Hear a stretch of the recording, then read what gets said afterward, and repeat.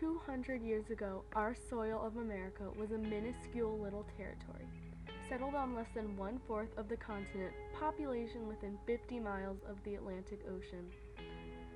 The newly born states couldn't imagine what life was like beyond the borders. Rumors of barbaric Indians and greedy French fur trappers resided in the minds of the eastern folks.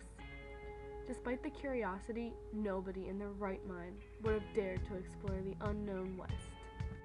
Except one man, Thomas Jefferson. Long before becoming the third president of the United States, Jefferson dreamed about what was out there beyond the boundaries of the East. His ultimate goal was to find a water route across the continent and to make an American presence. Once Jefferson was in office, he finally had the perfect opportunity to achieve his dream of exploration. When France offered around 800,000 square miles of land west of the Mississippi, Jefferson sealed the deal in a heartbeat. New land calls for an expedition. Only the bravest of men were fit for such a difficult journey. After confidentially asking Congress to fund $2,500 for an expedition to the west, Jefferson selected his colleague, Meriwether Lewis, to command the journey. Lewis worked within the White House, and Jefferson developed great trust in him, which is why he was selected as commander of the expedition. Once informed, Lewis went right to work with preparing for the trip. He went to Philadelphia to study with the best scientists about map making, autonomy, medicine, zoology, and studied maps and journals of the fur trappers who have already been to the West. Lewis was also required to choose a co-captain. Therefore, he chose the ex-military lieutenant who was a brilliant map maker, river geographer, and problem solver, William Clark.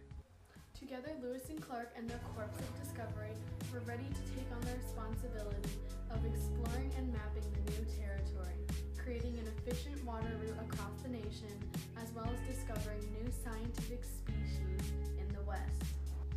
It would test their survival skills and character with the Indian relations. However, it will open up a new frontier for America to prosper with.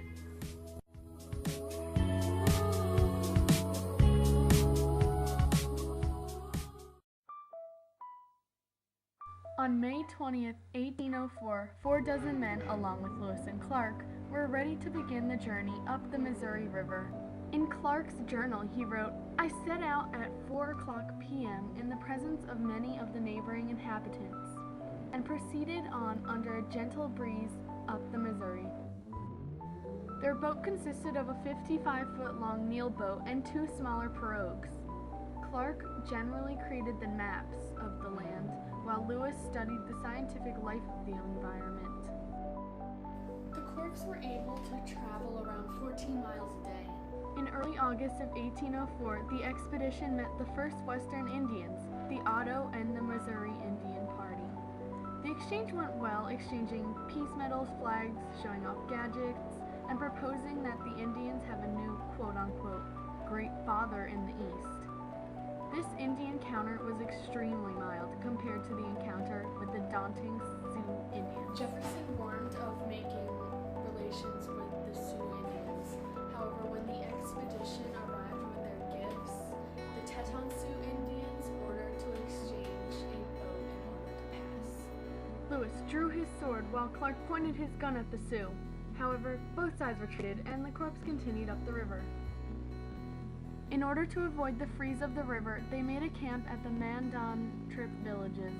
There, the corps hired French-Canadian interpreter Charbonneau and his wife Sacagawea.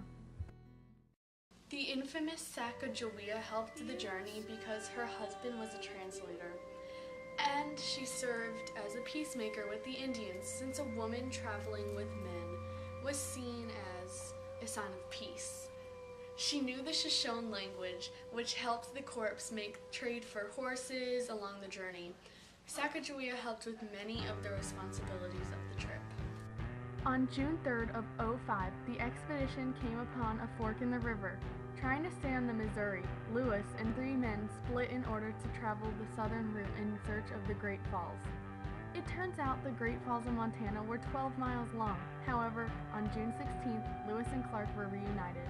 As the journey kept progressing, the great white tips of the Rockies were hastily approaching. But first it is crucial to cross the Missouri River to the west-flowing Columbia River, but to do that required horses.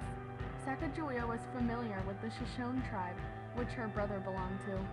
She managed to persuade the tribe to lend Indians poor-conditioned horses and trail information to the corps.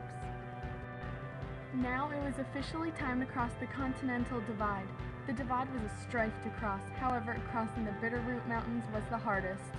After 11 days of running low on supplies and stamina, resorting to eating horses, and naming a body of water Hunger Creek after the severe conditions, the corps finally reached the Columbia River. "Ocean in view, oh the joy," wrote Clark in his journal. Okay, so they were 20 miles from the Pacific, but by mid-November, after giant storms, gusting winds, and hunger, the Corps of Discovery finally reached the westernmost side of the continent. Fort Clatsop, Oregon, is where the Corps resided for the winter of 1805, until March when the Rockies were expected to thaw. The expedition headed up the Columbia River on March 23rd, ready to make their way back to St. Louis. The Bitterroots were to be faced again, where it remained winter on the peaks throughout the whole year. After crossing the range, Lewis and Clark decided to split into two groups in order to explore the purchased territory in deeper depth. Lewis went north to the Marias River, where they faced the daunting Blackfeet tribe, and Clark went to the south to the Yellowstone River, where they faced the mysterious Crow tribe. In August, the groups were reunited, and by September, they were on the final stretch, traveling 80 miles a day.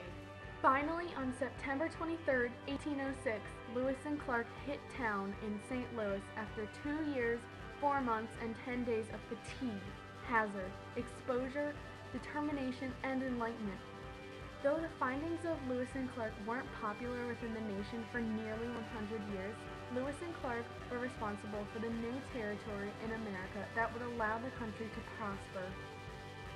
Lewis and Clark were made national heroes for accomplishing the arduous adventure across America.